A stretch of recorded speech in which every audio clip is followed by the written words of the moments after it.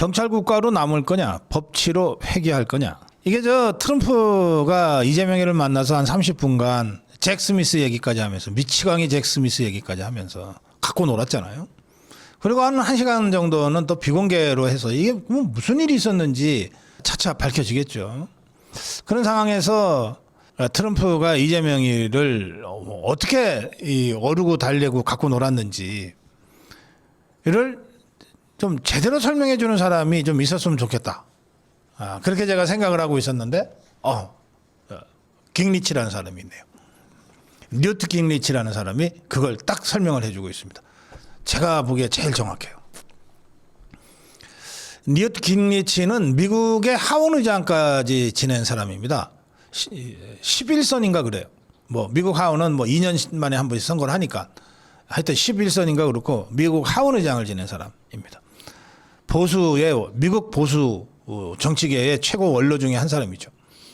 그리고 트럼프의 멘토 중에 한 사람으로도 알려져 있는데 이 사람이 언론에 기고를 했어요. 언론에 기고를 했습니다. 하원 의장까지 지냈으니까 그리고 대통령 물망에도 여러 번 올랐던 사람이니까 그러니까 굉장한 이 관록이 있고 경륜이 있는 사람이죠. 그래서 이 사람이 대한민국 대통령이라고 하는 자리에 때문에 이재명에 대해서도 립서비스도 한두 마디를 하면서 그런데 이 사태의 본질이 뭐다라고 하는 것을 아주 정확하게 기고를 문을 통해서 제시를 합니다.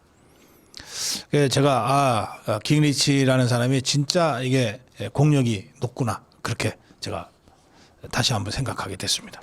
자, 깅리치의 얘기를 한번 보겠습니다.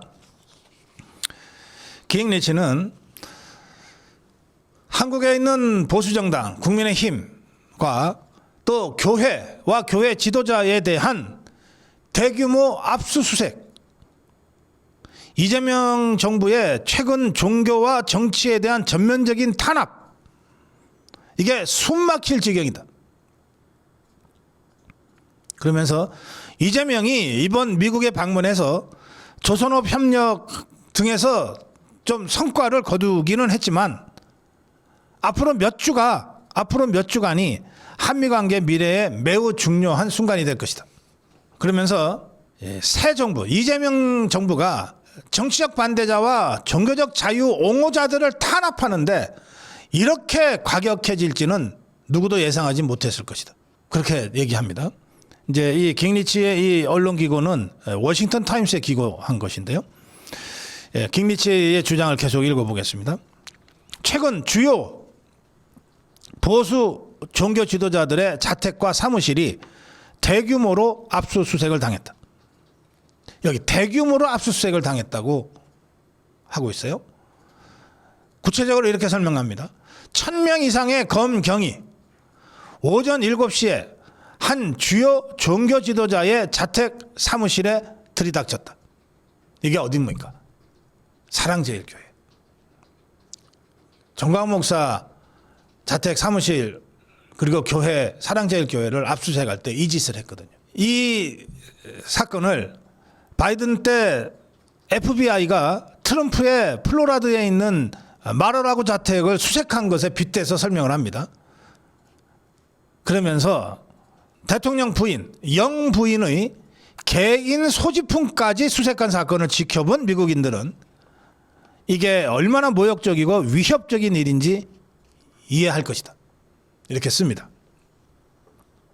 또 내란 특검이 오산기지 압수수색한 것을 언급하면서 미군에게 사전 통보조차 없이 합동 공군기지의 한국 측 구역에 대한 급습을 감행할 정도로 뭐라고 얘기했냐? 오만했다 이렇게 씁니다. 오만했다. 그러니까 미국은 지금 특검들의 행태가 극히 오만하다 이렇게 보는 거예요. 저것들이 정권 잡았다고 눈에 뵈는 게 없네 이렇게 보는 겁니다. 그러면서 깅리치가 이렇게 얘기합니다. 미군하고 아무런 협의도 없이 한 합동기지를 급습한 오만함이 지난달 위성나기가 워싱턴에 왔을 때 마코 루비오 국무장관을 만나지도 못하고 돌아간 원인이 됐다. 이렇게 설명합니다. 그러니까 미국이 다 보고 있고 다 알고 있는 거예요.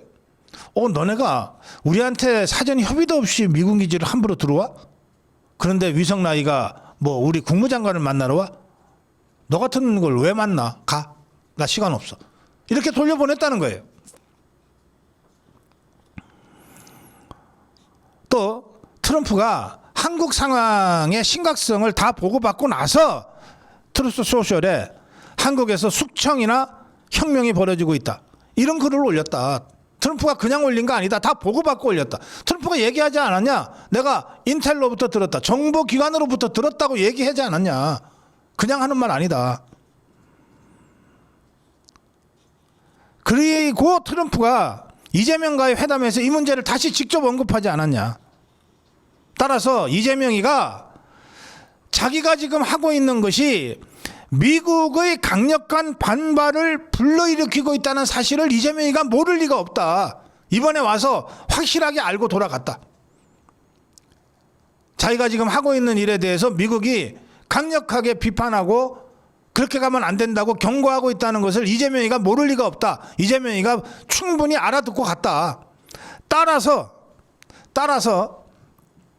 앞으로의 몇 주간은 이재명이가 이번에 트럼프가 이재명이한테 직접 한 그 메시지를 제대로 이해해서 지금이라도 경찰국가 전술을 포기하고 다시 법치로 회귀할지, 아니면 지금까지 해왔듯이 계속 더 강하게 경찰국가 쪽으로 갈지를 가늠하는 중요한 시기가 될 것이다.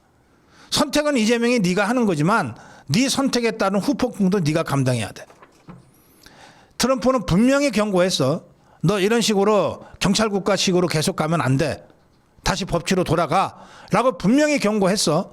근데 네가 돌아가지 않으면 그 다음부터 발생하는 모든 일의 책임은 이재명이 너한테 있어.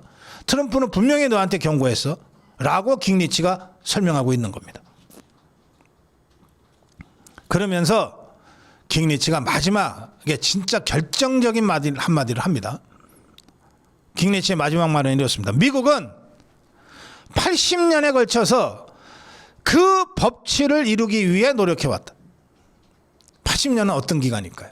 대한민국 건국부터 얘기하는 겁니다. 그러니까 미국은 대한민국이 건국할 때부터 지금까지 80년 동안 법에 의한 통치, 법치를 이루기 위해서 노력해왔다. 그럼 이 말 속에 어떤 사건들이 들어가 있다는 뜻일까요? 처음에 박근영의 조선노동당 합법적으로 인정했다가 정파사 위조 사건이 터지자 법치에 입각해서 불법화한 거부터 시작해서 50단선을 무력화하기 위해서 내란 폭동 일으켰을 때 그거 진압한 거, 6.25 전쟁에서 북한 침략 같이 물리친 거, 더 나아가서 이승만 대통령이 부정선거 논란으로 자유민주주의가 위기에 처하자 미국 대사가 직접 중재하다시피 해서 이승만 대통령 하야로 가면서 자유민주주의를 다시 강하게 만든 거 에서 박정희 대통령, 전두환 대통령, 그리고 6.29 선언에 이르기까지 일련의 이 과정에서 미국 정부가 했던 역할들이 있다는 거예요. 그걸 지금 얘기하고 있는 겁니다. 그래서 한미 정부 간 미래에 있어서 앞으로의 몇 주간은 매우 중요한 순간이 될 것이다. 이랬어요. 이거는 이재명 종북주사파 개딸 권력한테 가장 강력한 경고의 메시지라고 할 수 있습니다. 트럼프는 이미 널 불러서 마지막 기회를 줬어. 법치로 회귀해라.